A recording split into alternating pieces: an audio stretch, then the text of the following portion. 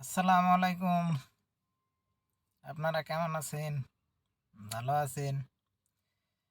সিয়াম সাধনার মাস অলরেডি আজকে দিয়ে ৪টি রোজা পালন হইতেছে। সবাই অন্ততপক্ষে রোজা আছেন, আমিও রোজা আছি। ৪টি রোজাই আল্লাহর রহমতে শরীর স্বাস্থ্য আছে, সুস্থ আছি, করলাম। আশা আছে বাদবাকি যে রোজাটা আছে ওটাও আমি করব পুরোটাই। তো দেখ, এই রমজান মাস সবাই ভালো থাকেন। আমার একটা মনের মানুষ ছিল,